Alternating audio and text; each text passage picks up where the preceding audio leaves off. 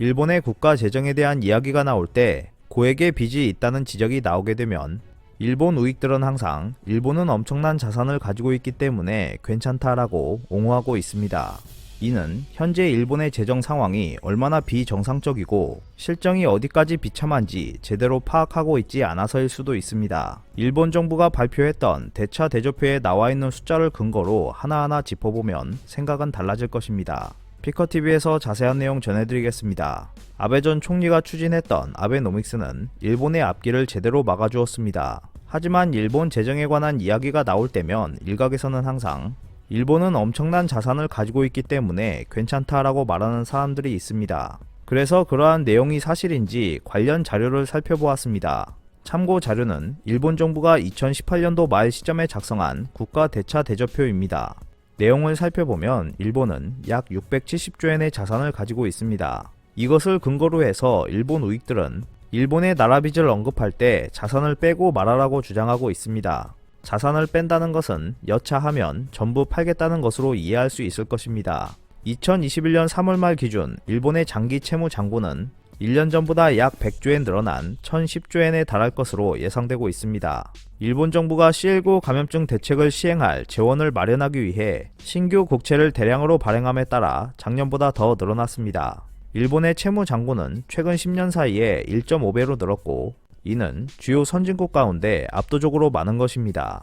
일본 우익의 주장대로라면 나라빚 1010조엔에서 자산 670조엔을 뺀 340조엔이 일본의 나라빚이라는 이야기가 됩니다. 우선 자산을 모두 팔아치운 국가는 인류 역사상 존재하지 않습니다. 당연한 일입니다. 국가 자산을 팔아버리면 국가 운영을 할 수 없습니다. 예를 들어 일본 자산에는 자위대의 기지나 무기도 당연히 들어가는 것이고 일왕이 머물고 있는 궁도 들어갑니다. 이러한 것들을 전부 팔겠다고 하면 일본이라는 나라가 없어지는 것과 같다고 할 수 있을 것입니다. 개별적으로 좀 더 살펴보면 먼저 가장 금액이 큰 것은 유형 고정 자산입니다.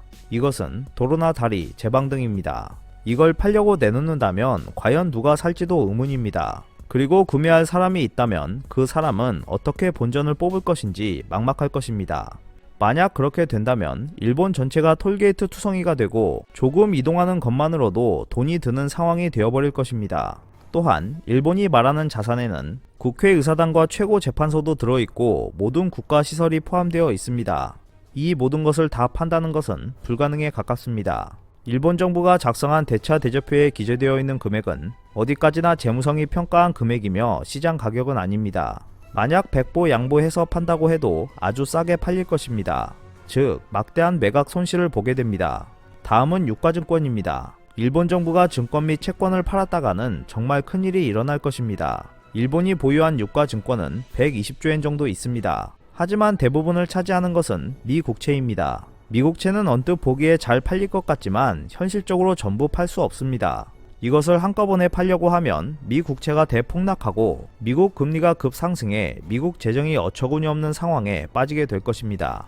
그렇게 되면 세계 경제가 대혼란에 빠지게 되고 일본도 당연히 큰 타격을 받게 됩니다. 또한 폭락한 가격에 팔아야 하기 때문에 여기서도 막대한 매각 손실을 보게 됩니다. 즉 일본이 유가증권을 모두 팔았다고 해도 120조엔에는 크게 미치지 못합니다.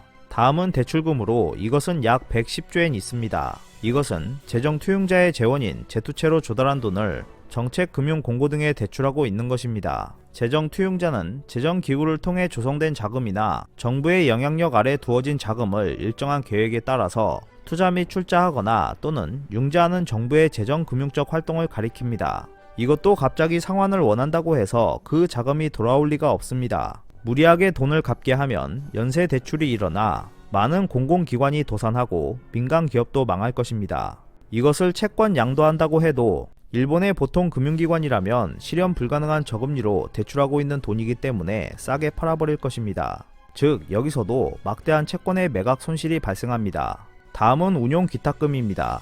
이것도 약 110조엔 규모입니다. 이것은 일본 국민의 연금을 운용하고 있는 연금적립금 관리운용독립행정법인에 예치되어 있는 돈입니다. GPIF의 운용 자금은 거의 모두 주식이나 채권에 투자되어 있습니다. 그래서 급히 이것을 반환하라고 하면 GPIF는 보유하고 있는 주식과 채권을 매각해야 합니다. 일본은행 다음으로 큰손이라고 할 수 있는 GPIF가 갑자기 전 재산을 매각하게 되면 시장은 큰 혼란에 빠지게 될 뿐만 아니라 일본 주식을 가장 많이 보유하고 있는 일본은행이 주가 폭락으로 디폴트 상태에 빠지게 됩니다. 이렇게 되면 일본 경제는 큰 타격을 입게 되고 다시 일어서는 것도 힘들게 될 것입니다. 그 외에는 출자 금액이 약 75조엔 있습니다. 하지만 출자 금액은 매매 대상으로 할 수 있는 것이 아닙니다. 만약 팔리지 않는다면 출자처에 돌려주라고 할 수 있을 것입니다.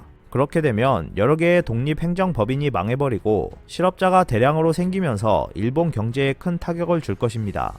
또한 현금 및 예금이 약 50조엔 있습니다. 이것은 무엇인가의 지불을 위해 기말 시점에 보유되고 있는 금액일 것입니다. 이것을 빚 변제로 돌려버리면 일본 공무원의 월급을 지불할 수 없거나 필요한 물건을 조달할 수 없게 되거나 해서 일본 정부가 자금 융통을 할 수 없게 되어버립니다. 이렇게 아무리 자세히 봐도 거의 팔리지 않는 것들 뿐입니다. 작년 12월경 일본 정부가 보유하고 있는 금을 몰래 팔고 있다는 소식이 있었듯이 금이라면 쉽게 팔릴지 모르겠지만 일본 정부가 측정한 자산에서 팔리는 것은 극히 일부일 것입니다. 일본의 나라빚은 별게 아니다라고 믿고 싶은 우익들이 이러한 자산을 즉시 처분할 수 있다고 믿고 있는 것처럼 보입니다. 그들은 결국 나라빚을 부담하기는 싫고 하지만 돈은 갖고 싶다는 생각을 배경으로 하고 있다고 할 수 있을 것입니다. 이 밖에도 일본은 경상수지가 흑자이니까 괜찮다고 주장하는 사람이 있습니다. 일본의 경상수지라는 것은 매우 간략하게 말하면 일본에 들어가는 돈에서 나간 돈을 뺀 것입니다. 2019년 일본의 경상수지는 약 20조엔 흑자였습니다. 하지만 이 수지는 민간 기업도 합친 수지 이야기입니다. 국가 재정 이야기를 하고 있는데 갑자기 민간 기업도 합친 수지 이야기로 바꿔버리고 있습니다. 경상수지 흑자가 엔화의 가치를 유지할 수 있게 한다는 측면이 있기는 합니다. 국제적인 결제 통화는 달러이기 때문에 경상수지 흑자라는 것은 들어오는 달러가 더 많다는 것을 의미합니다. 그것을 일본인이 달러에서 엔으로 바꿀 때 달러를 팔아서 엔을 사야 하기 때문에 엔화 강세에 기여하는 측면이 있습니다. 하지만 이것도 외환 시장에서 엔화가 대량으로 팔리는 사태가 오면 엔화로 바꾸지 않고 달러로 유지할 것입니다. 따라서 경상수지가 흑자라는 것은 일본 입장에서 안심할 수 있는 것이 될 수 없습니다. 덧붙여 일본 외환 시장에서 거래 결제 등이 이루어지고 있는 것을 보면 실제로 필요한 현금을 매매하고 있는 실수요는 약 10% 정도뿐이고 나머지 90%는 매매 차익을 노리는 투기입니다.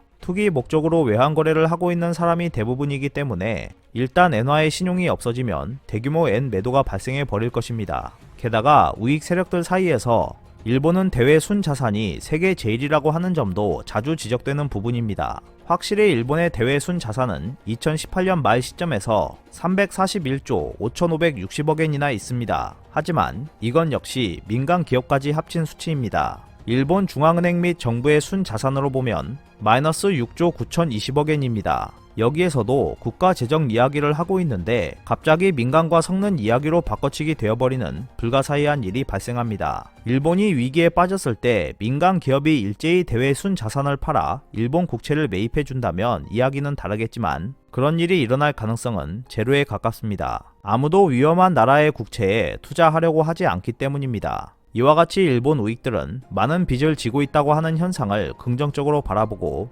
한층 더 빚을 쌓아 올리고 싶어서 여러가지 말도 안 되는 주장을 하고 있습니다. 목적은 다 똑같습니다. 부담은 지고 싶지 않고 하지만 돈은 갖고 싶다는 소망을 이루고 싶어서일 것입니다. 그 결과 일본은 믿을 수 없는 액수의 빚을 쌓아버리고 말았고 궁극의 도피 수단으로 아베노믹스를 내밀었지만 결국 출구가 없는 곳으로 몰리고 말았습니다. 이러한 내용들을 살펴보고도 일본은 자산이 많아서 괜찮다, 해외에 많은 자산을 보유하고 있어서 괜찮다라고 주장한다면 위험한 상황에 처하면 머리를 모래 속에 박는다는 타조의 습성을 빗댄 타조 증후군을 의심해 봐야 할 것으로 보입니다. 오늘 준비한 소식은 여기까지입니다. 끝까지 시청해주셔서 감사합니다. 여러분의 좋아요와 구독은 영상 제작에 큰 힘이 됩니다. 앞으로도 피커TV에 많은 관심 부탁드리겠습니다. 오늘도 즐겁고 멋진 하루 보내세요. 다음 영상에서 뵙겠습니다.